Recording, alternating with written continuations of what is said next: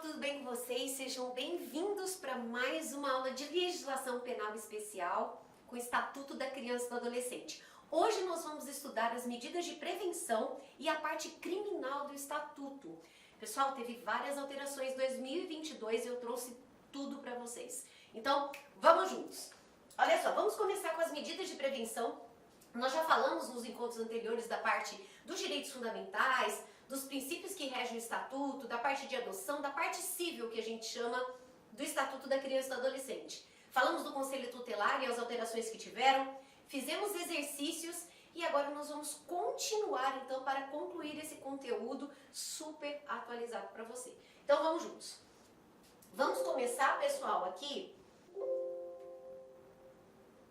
com as medidas de prevenção.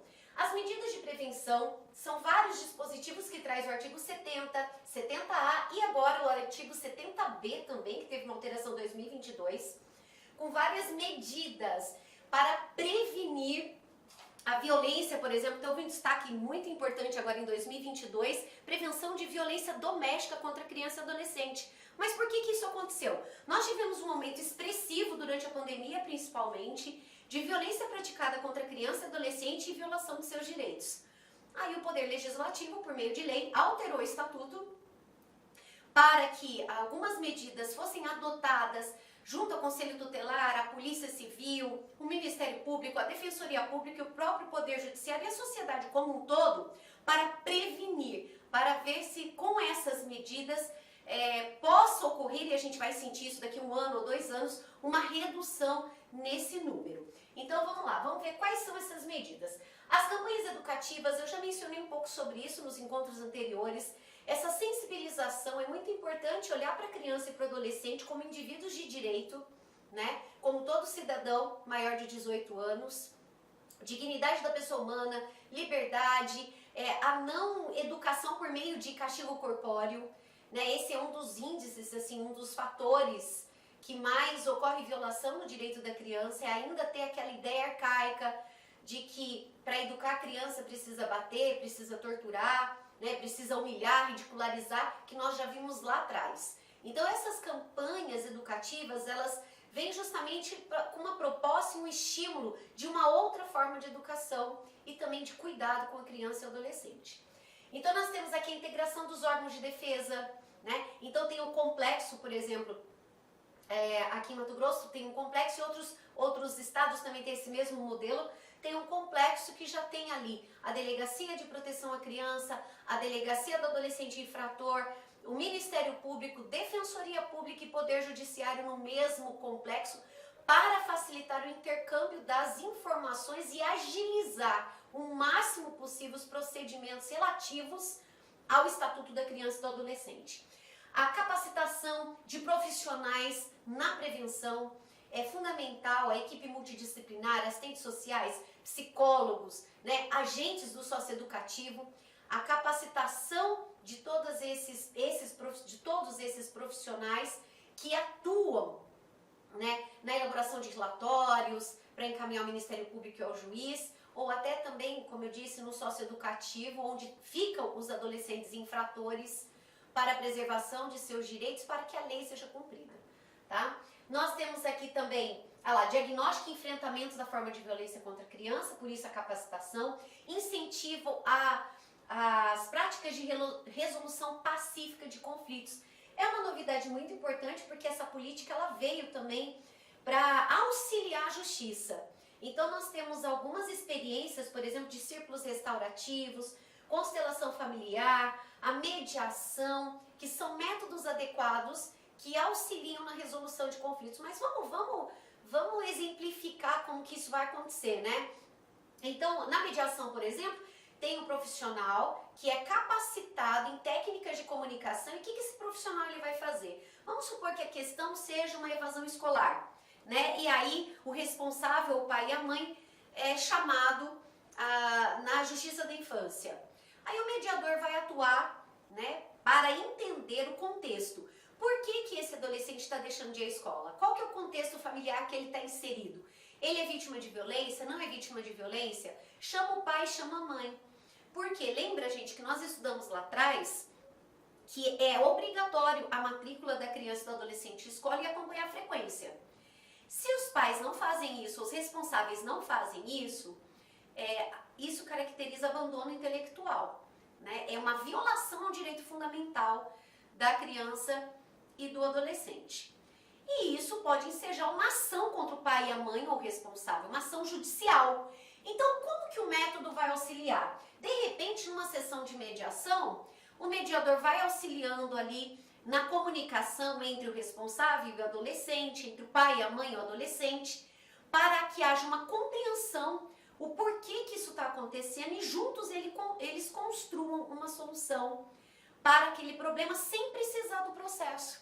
Então, os meios de resolução pacífica de conflitos, eles auxiliam na resolução dessas questões que podem surgir, como eu dei o exemplo da evasão escolar, mas pode ser outra. Pode ser uma questão de guarda, pode ser uma questão de tutela, pode ser uma questão de adoção, né? E aí, esses profissionais capacitados, eles vão auxiliar sem que haja necessidade de processo. É um método eficiente, é célere, e o próprio Poder Judiciário estimula esta forma de resolução. Tá, pessoal? Só para dar um exemplo aí.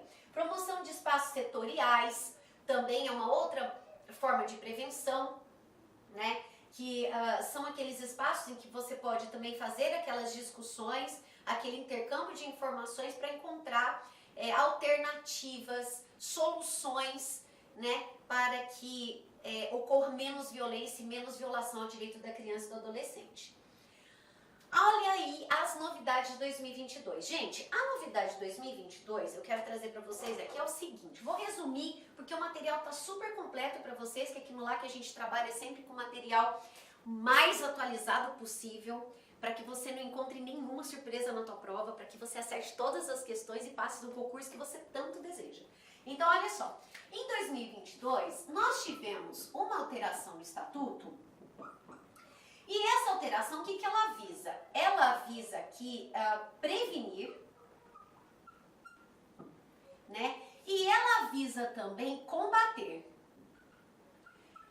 a violência doméstica. Essa aqui é a novidade, olha.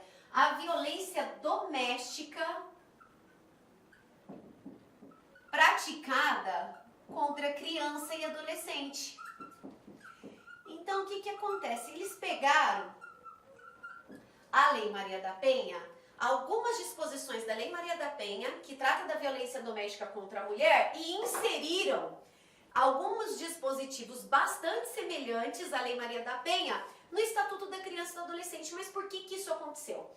Porque o Fórum Brasileiro de Segurança Pública, que o último relatório tem um 2021, mas o de 2020, durante a pandemia, ele mostra, e já vem alguns anos nesse sentido, que quem mais comete, quem mais viola o direito da criança e do adolescente é quem deveria protegê-los, né? Então, é o pai, é a mãe, é um conhecido, é sempre um conhecido. Inclusive, os abusos sexuais, né? Estupros, acabam acontecendo com uma pessoa do convívio da criança e do adolescente. Então, como houve um aumento durante a pandemia, eles então entenderam por elaborar essa lei e alterar o Estatuto da Criança com dispositivos específicos para prevenir e combater a violência doméstica. Por quê? Porque o perfil do abusador é de uma pessoa de dentro de casa. Ou é o pai ou a mãe, ou é o responsável, padrasto, madrasta, né? Ou é um tio, um avô, mas é alguém do convívio da criança. Então, esses dispositivos, o que trouxe? O que essa lei trouxe de novidade, né?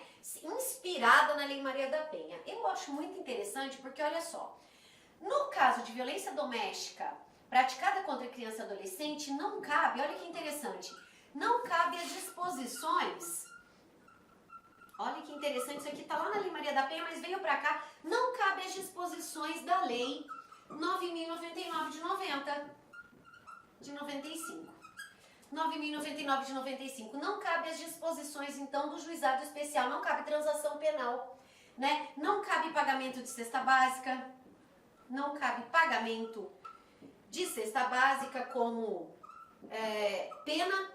Então, tem que cumprir pena se houver essa violação. Isso é super interessante também, ou seja, praticou violência doméstica contra criança e adolescente, não vai ter direito à transação penal, não vai ter direito à suspensão condicional do processo, que são disposições da Lei 9.099, não vai ter a pena convertida em pagamento de cesta básica, ou seja,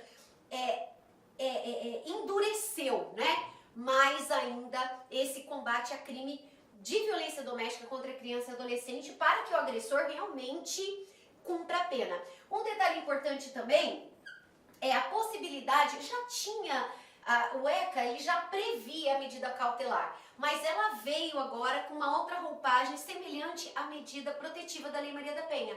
Então, tem a medida cautelar, olha que interessante também, a medida cautelar de afastamento do agressor, né? Olha que interessante, afastamento do agressor e olha só, esse afastamento pode ser interessante aqui pra gente analisar, que esse afastamento, como a gente viu no encontro anterior, pode ocorrer pelo conselho tutelar, ele comunica ao juiz e o juiz analisa se deve ou não, para que a criança seja retirada da situação de risco. Por que isso, pessoal? Porque muitas vezes, até que consegue falar com o juiz, até a criança ou o adolescente está numa situação de vulnerabilidade, até que consegue falar com o juiz, até que consegue essa ordem judicial, muitas vezes pode ser tarde demais e pode ser fatal, inclusive.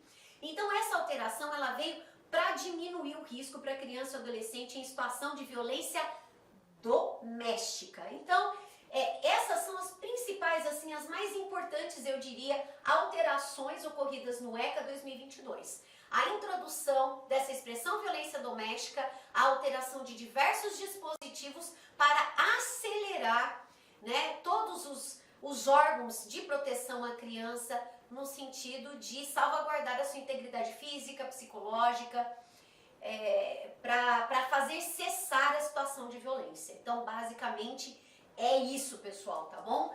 Aí, olha só, vamos dar uma olhadinha aqui como é que ficou então essas disposições. É claro que eu não vou deixá-los aí cansados, né?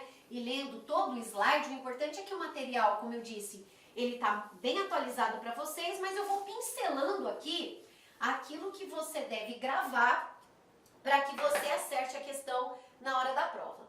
Então, olha as novidades, ó, promoção de estudo e pesquisa e estatísticas, né? Consequências das formas de violência contra a criança e sistematizar esses dados, qual que é o perfil, qual que é o contexto de violência que a criança está inserida, por que isso está acontecendo, né?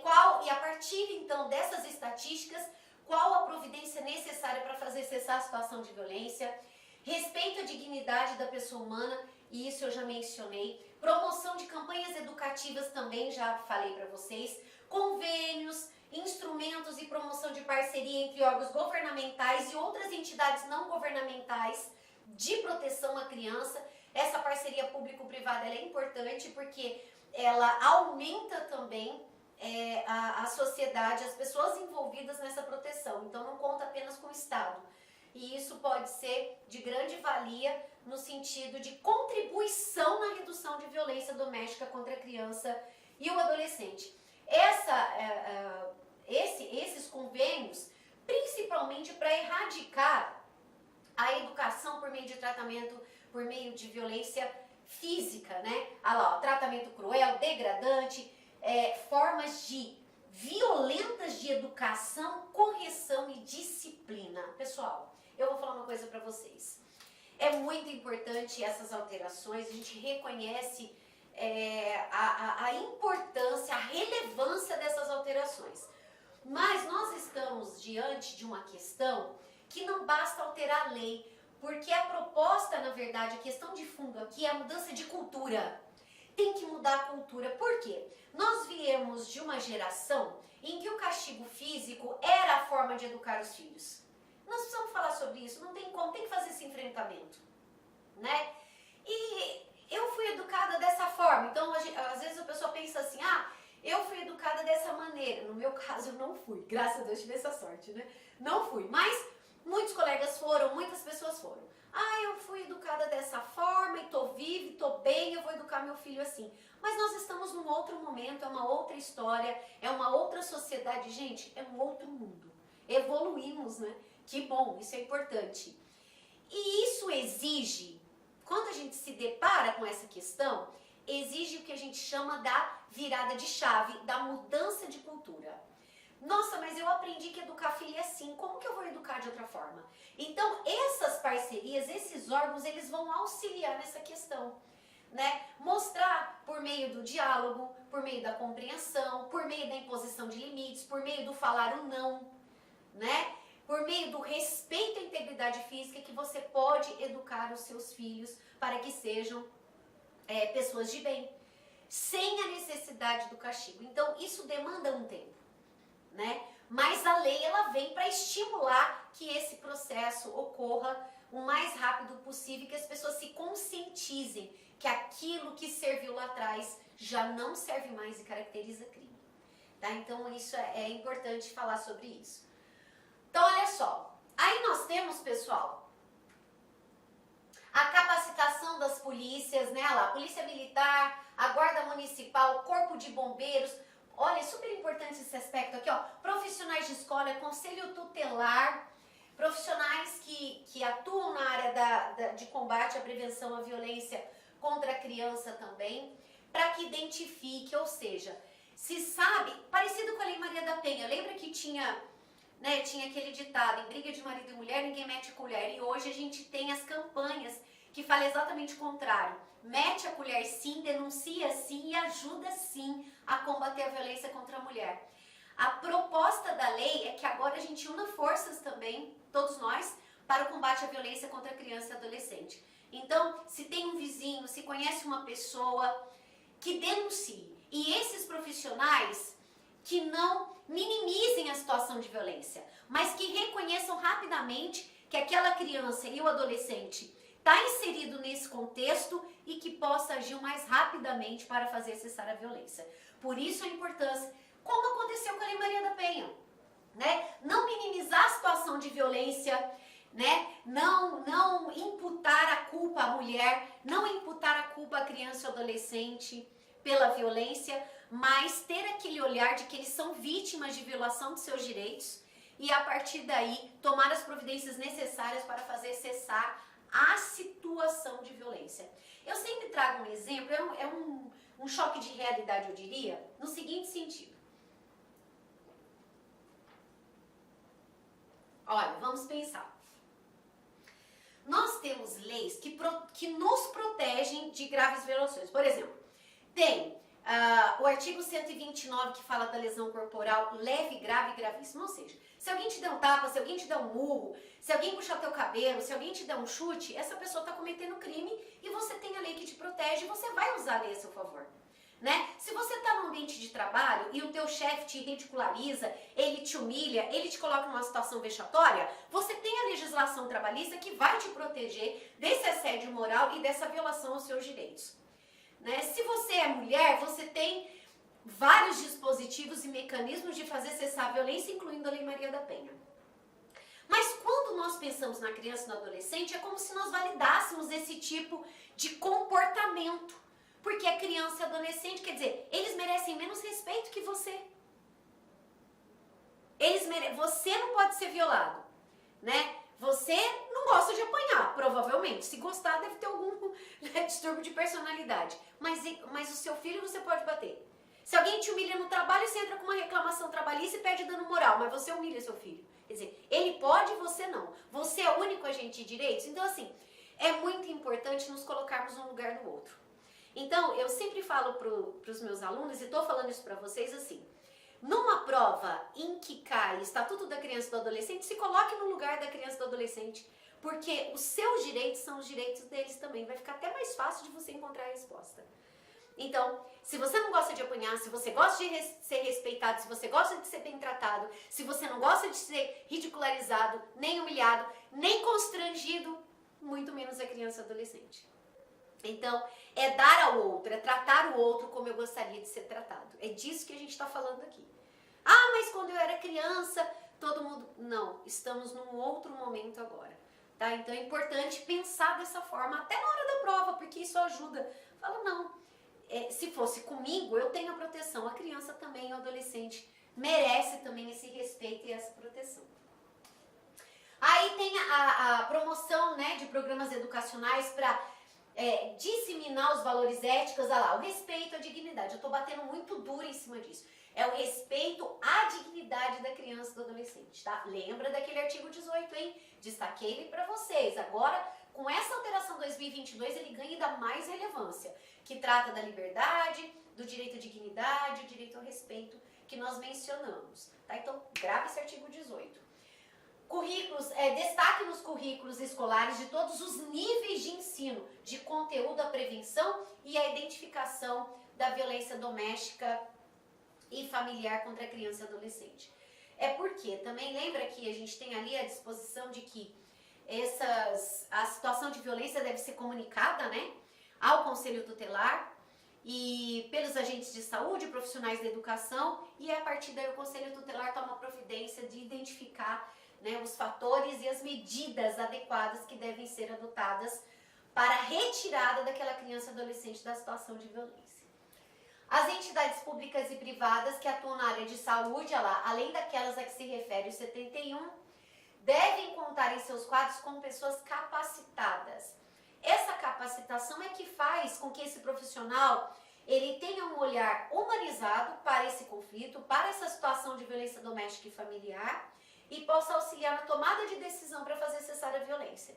Porque se esse profissional ele não é capacitado, ele pode minimizar a situação de violência. Ele pode falar, não, o pai e a mãe estão educando, é o jeito deles educarem e não tem violação aqui, né? E aquela situação de violência, ela evoluir para um quadro muito mais grave e às vezes, como eu mencionei, até fatal. Não raras vezes a gente vê em jornais notícia de crianças e adolescentes que foram mortos porque foram espancados, porque não receberam o atendimento adequado e acabaram morrendo, ou acabaram também com problemas emocionais gravíssimos, o que leva também a um aumento, isso acaba desencadeando também e contribuindo para um aumento no número de suicídio entre jovens.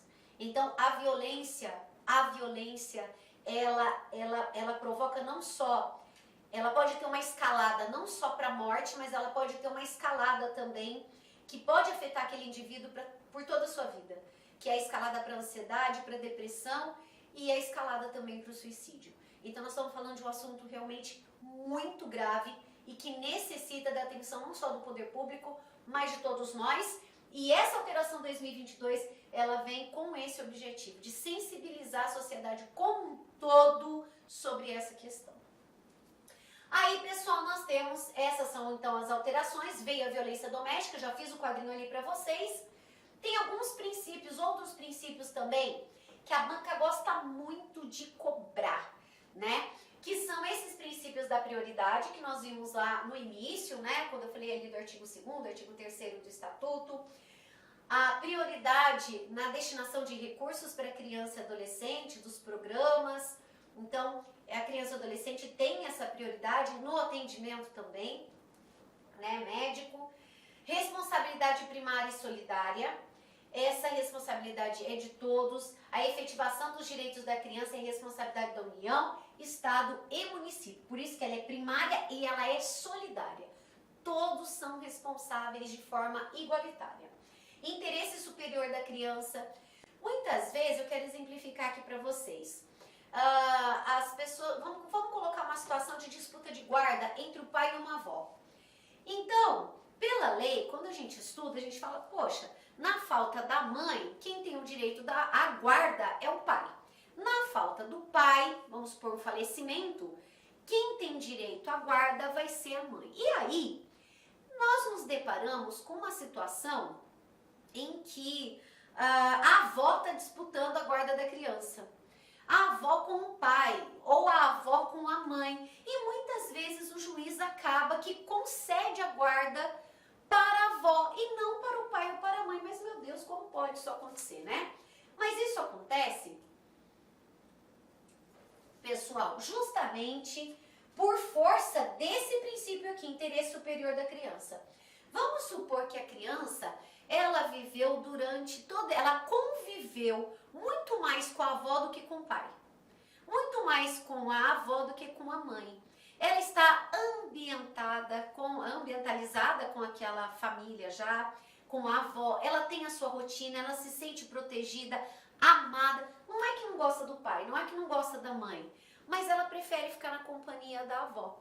Então, essa situação e esse contexto é levado em consideração na hora do juiz dar a sentença. Para quem ele vai conceder a sentença, com quem, né, ele vai decidir a guarda, que fique com a guarda. Então, ele leva em consideração, né, o contexto da criança, os seus sentimentos, né, a sua rotina, o que vai ser melhor para aquela criança, e a partir daí ele decide a guarda e, logicamente, ali na própria decisão, ele também já vai estabelecer o período de convivência que pode aproximar a criança do pai ou aproximar a criança da mãe. Então é por isso que às vezes a gente vê, mas o pai está disputando com a avó e foi a avó que ficou. Mas a mãe está disputando com a avó e a criança acabou que ficou com a avó. Muitas vezes é porque ele aplicou exatamente esse princípio, né, do interesse superior da criança. O que é melhor para essa criança nesse momento? Morar com um estranho ou continuar morando com aquela pessoa que ela tem afinidade e ir se aproximando aos poucos, né, daquele parente, daquele pai, daquela mãe com quem ela não conviveu muito?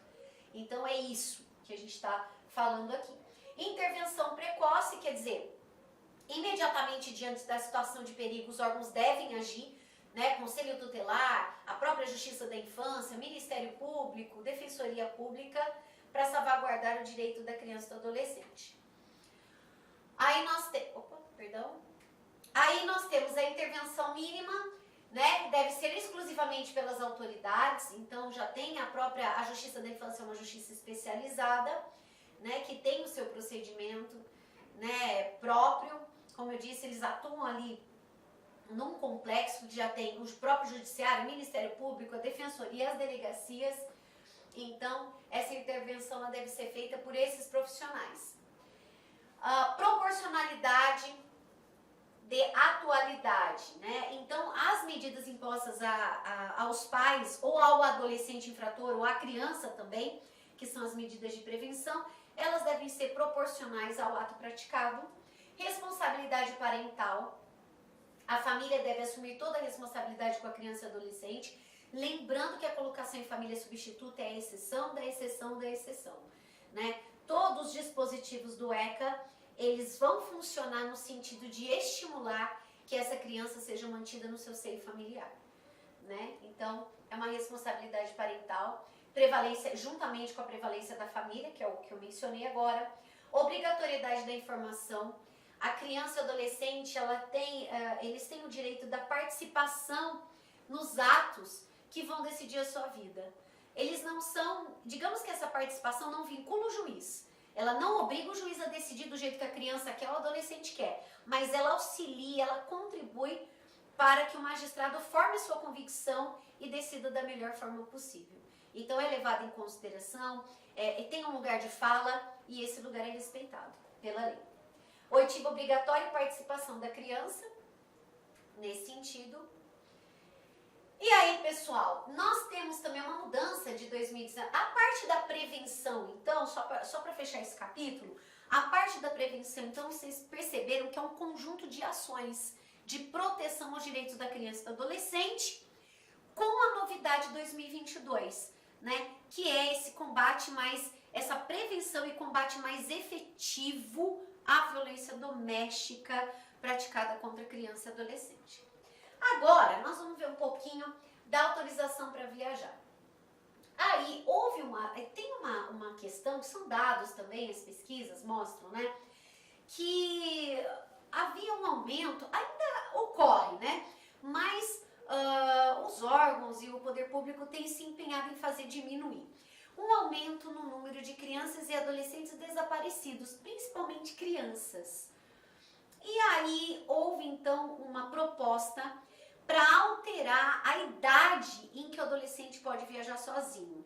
Um pouco mais velho, porque aí tem um pouco mais de discernimento e corre menos risco de ser aliciado ou até mesmo de ser raptado ou acontecer alguma situação em que a família nunca mais veja aquele adolescente, né? Aí o estatuto alterou então a idade para dizer, nenhuma criança ou adolescente menor de 16 pode viajar para fora da comarca sem expressa autorização judicial. ou está acompanhado do pai ou da mãe, ou vai precisar de autorização judicial, né? Então, 16 anos, isso cai muito, tá, gente? Qual que é a idade, então, permitida para o adolescente viajar sem precisar estar acompanhado, sem precisar de autorização? 16 anos. Abaixo disso, só com o pai e a mãe, né? E autorização judicial. E aí tem algumas exceções. Então, por exemplo, se houver um parentesco, aí basta comprovar esse parentesco, tendo autorização do pai e da mãe, pode viajar. Comarca contígua, né? São aquelas que são muito próximas, aí também não precisa da autorização judicial. Se for viagem para o exterior, aí o outro pai ou a mãe autorizar, né? Então, olha só, a autorização não será exigida. Tratar-se de comarca contígua, como eu falei. A criança estiver acompanhado, veja, ascendente colateral maior, até o 3º grau, comprovado documentalmente o parentesco, né? Pessoa maior expressamente autorizada. Às vezes não tem um parentesco, é um vizinho, mas é um vizinho que a criança sempre conviveu e aí tem uma autorização expressa da mãe e do pai o responsável. Cuidado que às vezes a banca troca isso aqui, ela coloca assim, ó, que se for por pessoa maior tem que ter autorização judicial. Não, não precisa, se houver autorização do pai e da mãe o responsável, né? A autorização, ela pode ter validade de 2 anos, esse é um ponto importante também. Então, qual que é o prazo de validade da autorização? 2 anos, né? Quando que eu vou precisar de autorização judicial? Se tiver desacompanhado, né? Se não tiver nem com a mãe, nem com o pai, nem com o responsável, nem com o parente até o 3º grau, cuidado que aqui a banca costuma mudar para 4º grau e 2º grau, tá? 3º grau, né? Eu vou precisar. Se for essas situações, não precisa. Lembrando que se for uma pessoa que não é parente, basta a autorização do pai e da mãe. Não há necessidade de autorização judicial, tá?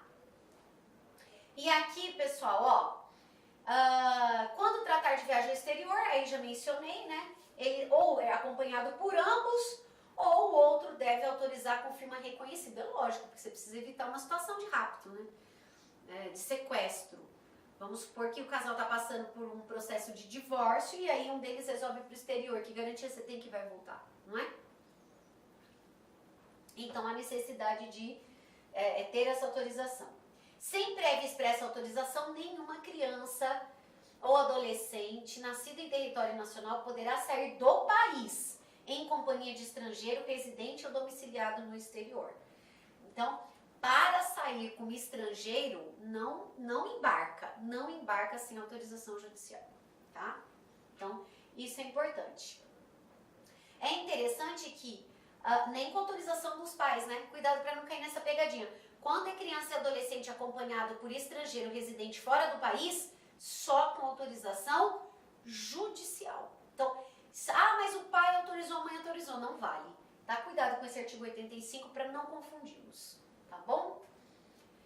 E aí, pessoal, nós temos agora o estudo da prática do ato infracional.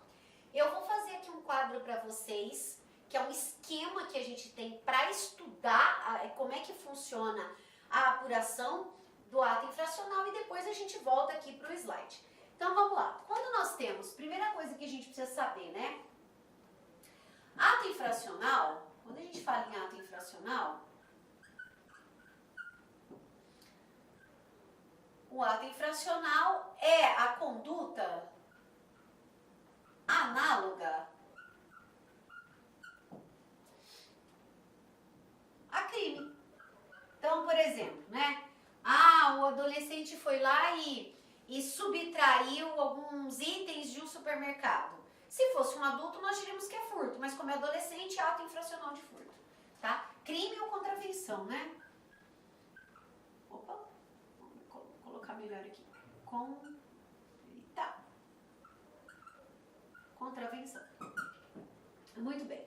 Aí é o seguinte, por que chama ato infracional? Porque o menor de 18 é inimputável.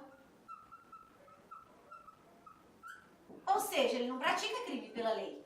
Só pratica crime o maior de 18. Tá, então vamos lá.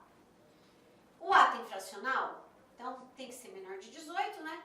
O ato infracional... Olá, meus amigos! Inicialmente eu peço licença a vocês, mas essa videoaula é uma videoaula demonstrativa aqui do site Lá Concursos, para que você tenha acesso, que você conheça aí a qualidade das nossas videoaulas. Olha só, papo reto, esse nosso curso, eu garanto para você que ele é completaço, atualizado, ponto a ponto do digital, e nesse curso aí está todo o conhecimento necessário e suficiente para que você seja aprovado no concurso. A sua prova está nesse curso. Professor, qual que é o investimento? Cara, você não vai nem acreditar, é isso mesmo, R$ 119,90. Professor, é o valor da parcela? Não, valor único. Pode parcelar? Sim, nós parcelamos ainda em 3 vezes no cartão de crédito. Pode ter certeza que vai ser o seu melhor custo em benefício de investimento na sua vida. Venha ser guarda municipal do município de Jundiaí. Estuda conosco aqui na Lá Concursos, um site que eu digo para vocês que nós estamos nos especializando em concurso da Guarda Municipal. Nós estamos fazendo uma campanha aí bastante vitoriosa no município de Jundiaí. Espero vocês aqui na LAC. Forte abraço, fique com Deus. Tchau, tchau.